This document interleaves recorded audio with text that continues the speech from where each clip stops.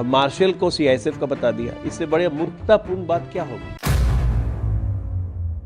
अरे यहां से सोचो गैंडी, यहां से सोचो। यहां राहुल गांधी कब मैच्योर होंगे भैया? 4 साल के बाद उनको पेंशन मिलनी शुरू हो जाएगी।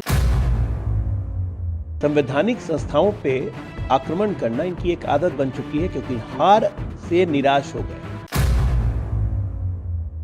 ऐसा है कि निराशा और कुंठा की कोई जगह नहीं होती है। राहुल गांधी, उनकी मां सोनिया गांधी, उनके पिता राजीव गांधी, उनकी दादी इंदिरा गांधी, उनके पर नाना नेहरू, इतिहास उठा के देखिए, जिस तरह से चुनाव आयोग जैसी संस्थाओं को उन्होंने रखा है, उनको लगता है कि चुनाव आयोग वैसा ही है जैसा 60 वर्ष उनके शासन में था। जिस ढंग से उन्होंने चुनाव आयोग को चलाया, अपनी हार का ठीकरा चुनाव आयोग पे फोड़ते हैं। तो 61 साल की जीत का ठीकरा भी चुनाव आयोग पे फोड़ दें कि 61 साल जो उन्होंने देश पे राज किया वो चुनाव आयोग के कारण किया। कोई चुनाव आयोग को जानता भी था 1993, 91, 92, 95 के पहले, जब तक टीएन शेषन नहीं आए। संवैधानिक संस्थाओं पे आक्रमण करना इनकी एक आदत बन चुकी है, क्योंकि हार से निराश हो गए। अब देखिए, परम्यूटेशन, कॉम्बिनेशन और सपनाओं और वास्तविकता में बहुत फर्क होता है। सपना की दुनिया में जिंदा रहना है तो जिंदा रहिए। 15 सीटें कम होती तो प्रधानमंत्री आज प्रधानमंत्री नहीं होते, और 50 सीटें ज़्यादा ही होती तो राहुल गांधी आज लीडर ऑफ अपोजिशन नहीं होते। ये क्यों भूल जाते हैं भाई? 10 साल बिना लीडर ऑफ अपोजिशन के विपक्ष चला कि नहीं चला? परम्यूटेशन कॉम्बिनेशन में राजनीति चलती है। राहुल गांधी कब मैच्योर होंगे भैया? 4 साल के बाद उनको पेंशन मिलनी शुरू हो जाएगी, 60 साल के हो जाएंगे। ऐसा है कि अपनी हार का विश्लेषण करें। जो 6 महीने चुनाव आयोग की अच्छे से उन्होंने सूची जारी करवाई है, उसको सर्च किया है, थोड़ा अपने हार पे विश्लेषण करें भैया कि क्या कारण है कि तुमने वर्ल्ड रिकॉर्ड बना दिया 96 चुनाव हारने का कांग्रेस पार्टी ने।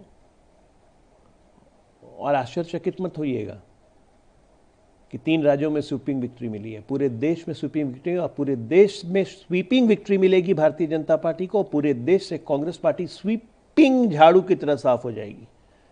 आम आदमी पार्टी कैसे कुछ जीत गई दिल्ली में, पंजाब में, और कांग्रेस को ही साफ किया, भारतीय जनता पार्टी को तो नहीं साफ कर पाई। ये भी बीजेपी ने करवाया क्या? अरे यहां से सोचो गैंडी, यहां से सोचो। यहां देखिए, ऐसा है कि चार्जशीट फाइल हो चुकी है, कानून अपना काम कर रहा है। जीजा जी जाएं कोर्ट में, एक बात दिमाग में बैठा लें कि देश के जीजा जी नहीं है, देश के आम नागरिक की तरह ही है। कानून जो होगा अपना काम करेगा। दोषी हैं अच्छी तरह से सजा पाएंगे और पूरा पैसा रिकवर किया जाएगा। देखिए, 99.1% लोगों ने अपने फॉर्म भर दिए हैं, और उसके बाद 65 लाख लोगों ने के नाम काटे गए हैं जिन्होंने फॉर्म नहीं भरे हैं, जो मृत हो चुके हैं, जिनकी डुप्लीकेसी है। इसके बावजूद 1 महीने का समय है, 1 अगस्त से लेकर 30 अगस्त तक, जब जिनको अपने नाम जुड़वाने हैं या जिनको पे ऑब्जेक्शन किया गया है, वो अपनी सफाई दे सकते हैं चुनाव आयोग को। इसमें क्या दिक्कत है भाई? ये लोग क्या चाहते हैं? मृत लोगों के लिए एक राष्ट्रीय मृत आयोग बनाया जाए क्या, कि मृत लोगों को भी वोट देने की छूट मिले, वो स्वर्ग या नर्क कहीं भी रहे वहां से वोट दे सकेंगे। तो राष्ट्रीय मृत आयोग बनाने की मांग कर दें पार्लियामेंट में। प्रधानमंत्री जी इस सोचेंगे, कैबिनेट सोचेगी कि राष्ट्रीय मृत आयोग बनाया जाए कि नहीं, और एक किसी मृत व्यक्ति को जो भारत की विभूति हो उसका चेयरमैन बना दिया जाए। अजीब हालत है इस देश का भाई। स्वतंत्र भारत के इतिहास में पहली बार ऐसा हुआ है कि चुनाव आयोग पे एटम बम गिराने की बात की गई हो, और चुनाव आयोग ने नेता विपक्ष को नजरअंदाज करने की हिदायत दी हो अपने अफसरों को। भारतीय लोकतंत्र के लिए ऐसा काला दिन और ऐसा शर्मनाक घटना नहीं हो सकती है। मूर्खतापूर्ण विषय है ये जो विपक्ष उठा रहा है। जो मामला सबजुडिस्ड है वो सदन में चर्चा नहीं की जा सकती है उसकी, और वो भी सुप्रीम कोर्ट में।